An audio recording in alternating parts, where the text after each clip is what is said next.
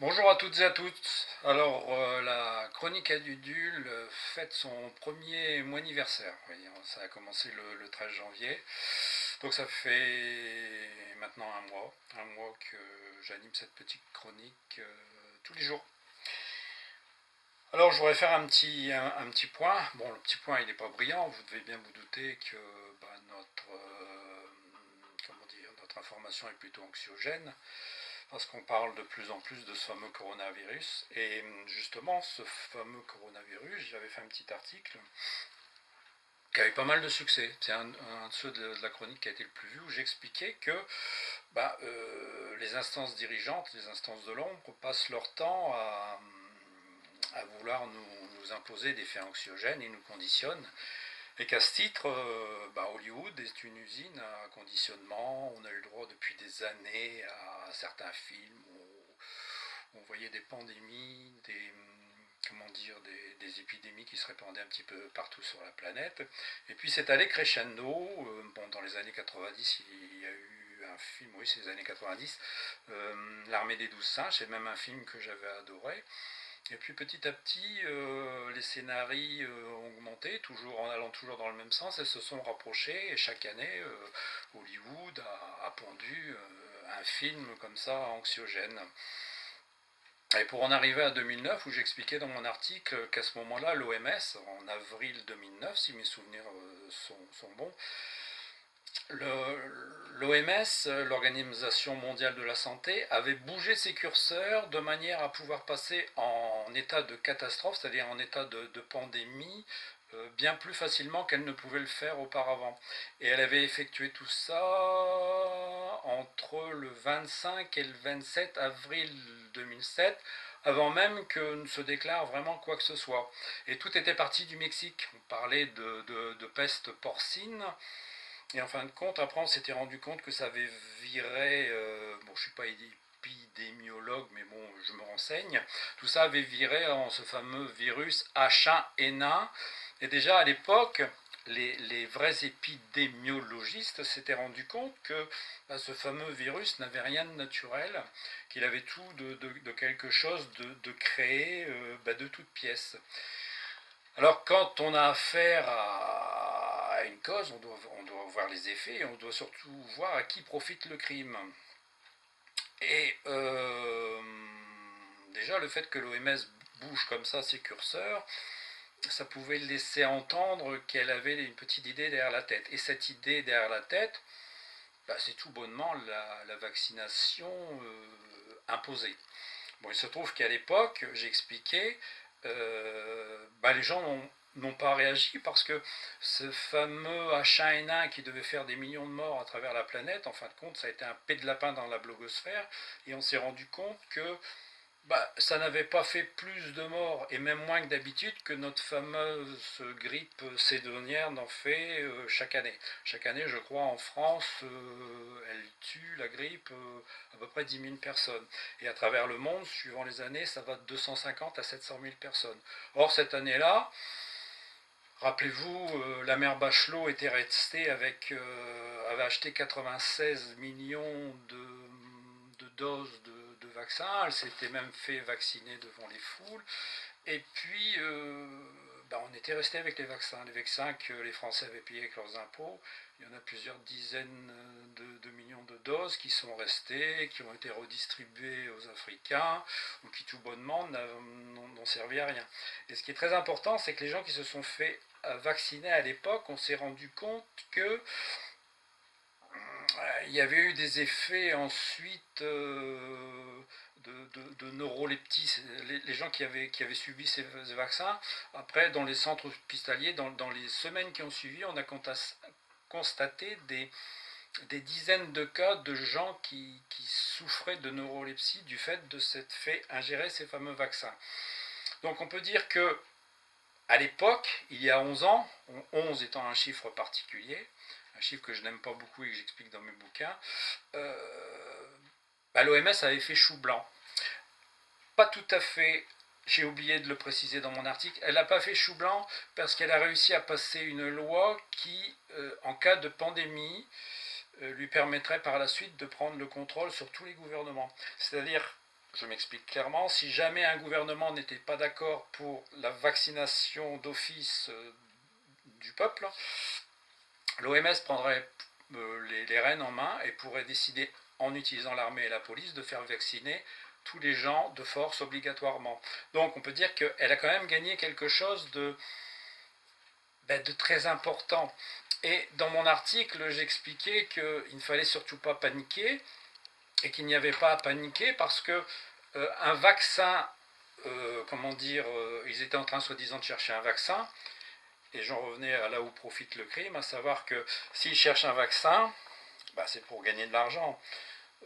J'en étais à me demander si la chose n'avait pas été fabriquée artificiellement, sachant que le rêve, le nec plus ultra pour l'armée, c'est d'arriver à fabriquer un vaccin qui soit très virulent et très contagieux.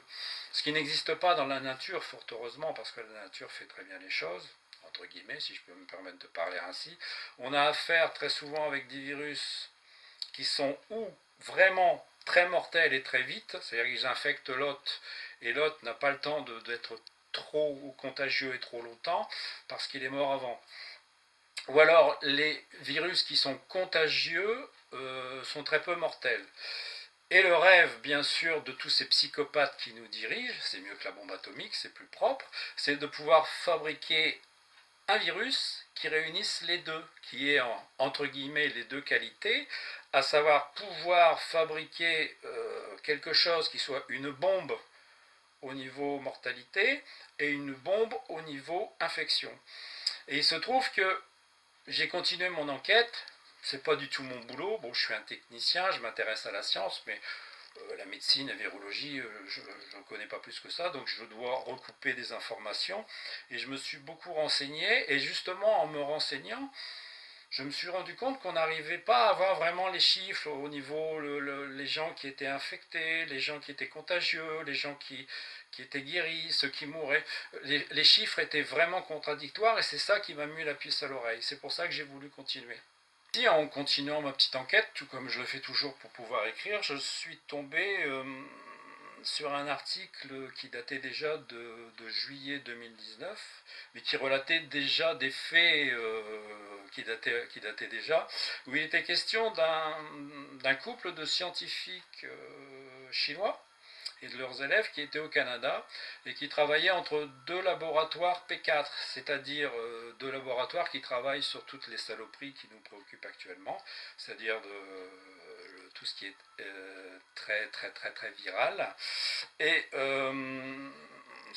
ils faisaient des allées et venues entre une ville au Canada qui s'appelle Winnipeg, où il y a un laboratoire de ce style, et la ville chinoise qui nous intéresse. Les autorités canadiennes s'en sont rendues compte et les ont chassés, d'autant qu'il y a eu un vol dans dans ce fameux laboratoire à Winnipeg. Et bizarrement, le directeur de ce centre technique, ce qu'on appelle plutôt un centre national de microbiologie, et son directeur qui s'appelait Frank Plumer, je dis qu'il s'appelait parce qu'il est mort.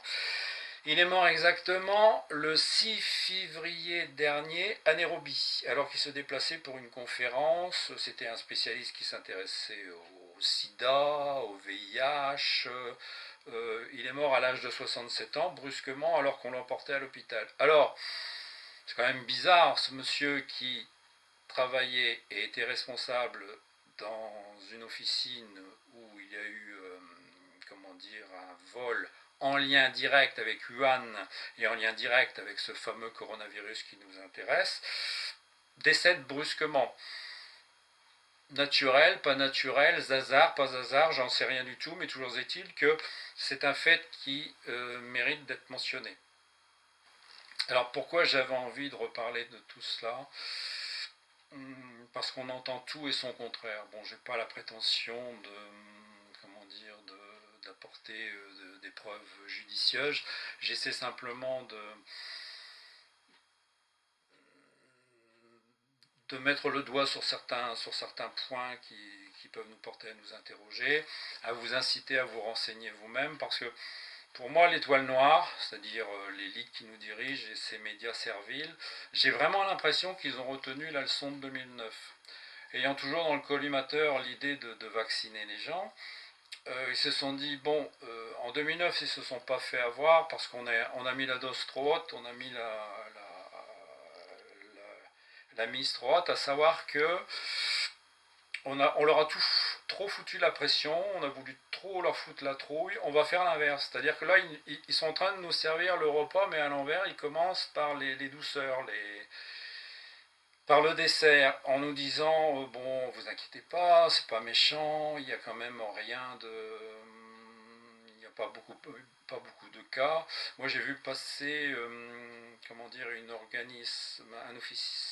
organisme de contrôle chinois qui a annoncé beaucoup d'infections et beaucoup de morts. Et quelques heures après, j'ai voulu retrouver le même document pour l'insérer dans ma chronique. Justement, il avait disparu et il était remplacé par le même document où les chiffres, les morts étaient vraiment très minimisés, très minorés. Donc, on a l'impression qu'ils ont retenu la leçon et qu'ils veulent faire l'inverse, tout à fait l'inverse, et pour nous surprendre. Pour nous surprendre et obtenir deux effets. C'est-à-dire qu'ils vont laisser faire les choses, parce que c'est l'impression que ça donne. J'espère que c'est pas la vraie, parce que ça me fout vraiment les jetons. Je suis père, je suis grand-père, j'ai pas envie que ça se passe, mais je m'interroge et le but de mon propos, c'est que vous vous interrogez aussi. Il y a pas, c'est pas grave, jusqu'au moment où ils vont dire c'est gravissime, tout le monde doit se vacciner obligatoirement, comme l'OMS en a le pouvoir, et en même temps montrer du doigt tous les fous dangereux, entre guillemets, comme moi, qui demandent aux gens de se méfier, parce que pour en revenir à ces fameux vaccins, on n'a jamais prouvé que les vaccins étaient efficaces. Entre 1890 de mémoire et 1960, les maladies infectieuses ont baissé de 90%. Simplement pourquoi? Meilleure qualité de vie et meilleure hygiène. On a commencé à vacciner les gens en 1960. Et là, par contre, d'autres maladies sont apparues, mais vous avez une augmentation des cas de cancer, vous avez une augmentation des maladies allergiques, vous avez des tas de maladies infectieuses qui sont apparues à la suite de cela, qui n'existaient pas avant. J'aimerais simplement que vous vous renseigniez sur Pasteur, sur ce qu'était ce fameux Pasteur qui était un escroc. On donne, ça m'agace royalement, moi qui m'intéresse à l'histoire, on donne le nom d'école, le nom de rue ou de place publique à des grands hommes. Et quand on creuse un petit peu, quand on gratte le vernis, on s'aperçoit que ces grands hommes, en fin de compte, étaient de sombres salopards. Et le pasteur en fait vraiment partie. Le pasteur, c'était vraiment un escroc. Renseignez-vous, renseignez-vous. Je ne suis pas là pour tout vous dire, puis en plus de ça, je ne sais pas tout. Mais renseignez-vous sur Pasteur, vous verrez que je ne vous raconte pas d'histoire. Donc la stratégie de nos médias semble bien de vouloir minimiser les choses.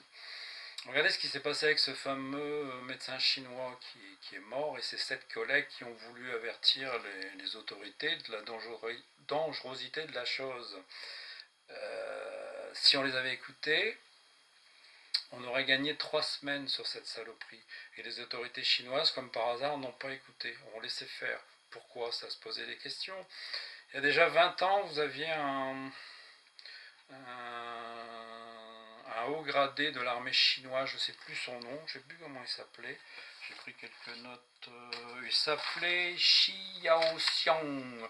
Il déclarait que en Chine il y avait trop de monde et que la Chine devrait bientôt pousser les murs et que pour ça rien de mieux que l'arme bactériologique et qu'ils avaient des visées à l'époque, si mes souvenirs sont bons, sur les USA, sur le Canada et sur l'Australie. Alors, fantasme d'un haut gradé ou réalité, c'est difficile à savoir, mais c'est quand même des pistes à retenir. N'oubliez pas mon article, pour ceux qui suivent mon blog, sur les Georgia Guideweston, où on nous promet un monde qui ne devrait pas dépasser 500 millions d'individus, je ne l'ai pas inventé, c'est pas des conneries, je ne suis pas un conspirationniste, je parle de faits réels. Pourquoi nous mettons ça sous la figure, un monument qui prône un monde avec 500 en dessous de 500 millions d'individus, avec un remake des 10 commandements bibliques, des 10 commandements qui sont pondus par une élite luciférienne. Il y a de quoi se poser des questions. Beaucoup trop restent zombifiés, restent devant leur télévision ou leur match de foot en pensant à leurs vacances sans se préoccuper de ces choses-là qui sont quand même très graves. Il faut quand même prendre en considération que nous sommes dirigés par des psychopathes qui n'en ont rien à foutre de nous et qui ne pensent qu'à leur gueule. Et j'ai l'impression que beaucoup ne se préoccupent pas de ces faits qui sont des évidences, qui sont énormes, qui sont grosses comme une montagne, mais bon, bah c'est tout, c'est comme ça, on passe à autre chose, on pense à ce qu'on va bouffer ce midi ou aux vacances où on va aller. C'est gênant, c'est dérangeant. Alors j'allais commettre un oubli impardonnable, j'allais oublier trois choses. Le 5 décembre 2019, c'est quelque chose que j'ignorais, que j'ai découvert en fouinant. Il faut quand même que vous sachiez que le parti LREM a décidé d'un projet de loi, le numéro 181 au Sénat, un projet relatif à la sécurité et au confinement des Français en cas d'épidémie de haut vol. À l'époque, si mes souvenirs sont bons, on ne parlait pas du tout du coronavirus. Preuve, ou alors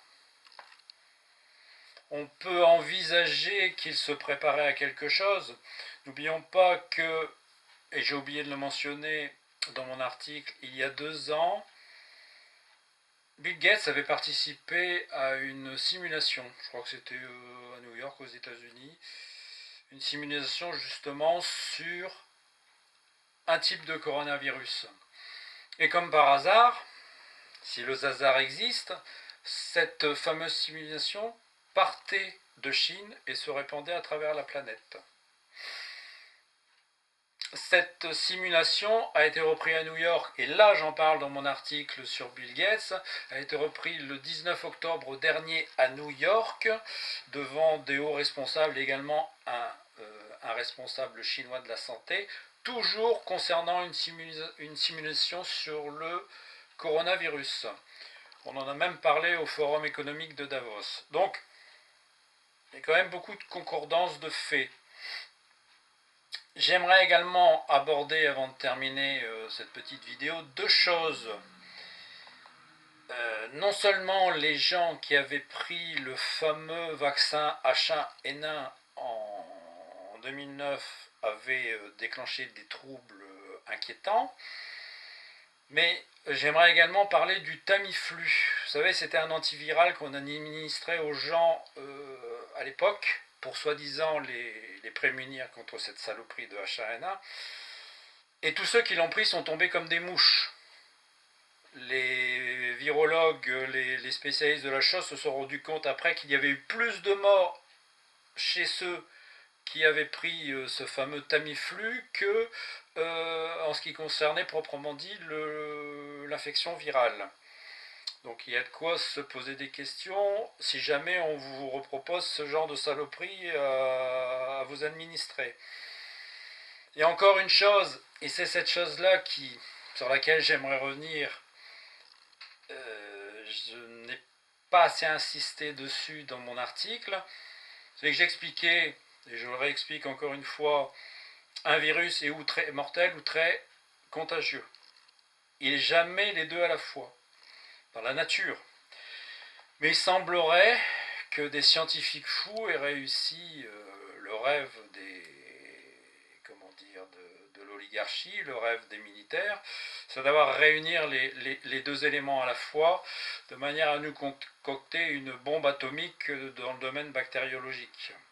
Parce que ce qui est gênant, c'est un facteur qui est peu connu, c'est le temps d'incubation de cette saloperie qui serait de 14 à 15 jours.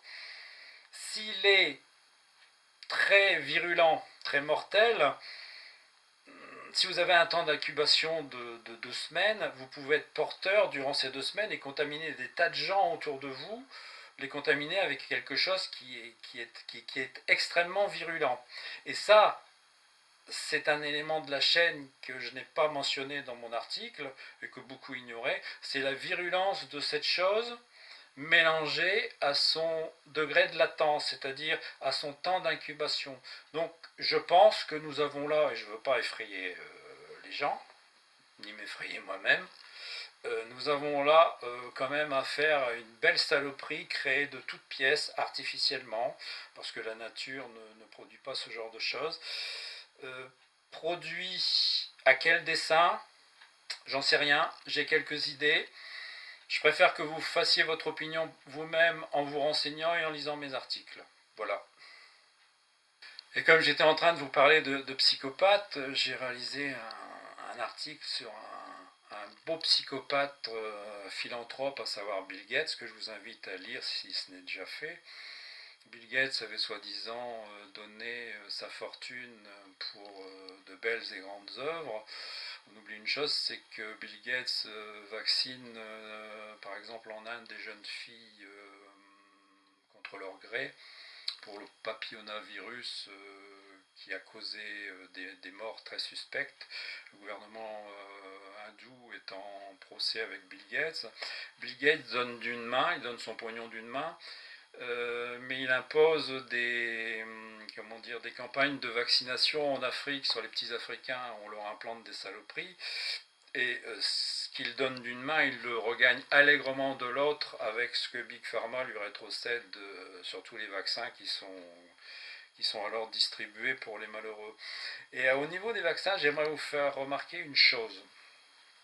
Je ne suis pas du tout dans le domaine de la conspiration, c'est un fait, c'est une réalité. En 2009, les gens qui se sont fait vacciner pour le H1N1, tous les doses avaient un code barre. Qui dit code barre dit repérage. Quand vous achetez un article en supermarché, j'aimerais que vous réfléchissiez à ça, c'est pour le repérer quand vous allez le payer, quand vous allez le biper, on sait ce que c'est, ce que ça vaut, de où ça vient. Je ne suis pas du tout dans le domaine de la science-fiction. Avec les nanotechnologies, on est capable de maintenant vous administrer une mini-puce avec un vaccin qui permettra, même si vous n'êtes pas en possession de votre portable ou d'une pièce d'identité ou alors simplement de votre carte bleue, de vous identifier, de savoir où vous êtes et ce que vous faites à n'importe quel moment de votre vie. Alors, vaccin pour contrôler les gens, vaccin pour réduire la population, je sais pas bien, je ne veux pas faire le conspi, je vous laisse respirer, je vous laisse gamberger toutes ces petites choses-là, en espérant apporter ma toute petite pierre à l'édifice. Pour ceux qui ne l'ont pas fait, lisez mes articles sur mon blog, je le mettrai en fin de vidéo, l'adresse Gwildestone, l'article sur Bill Gates et l'article sur le coronavirus que j'ai déjà fait et celui que je m'apprête à sortir parallèlement à cette petite vidéo. Voilà, c'était la deuxième chronique à Dudule. Rendez-vous au mois prochain. A bientôt, portez-vous bien et surtout je vous souhaite beaucoup de bonnes choses devant toutes ces saloperies qu'on est en train de vivre. A bientôt, diffusez s'il vous plaît. Merci.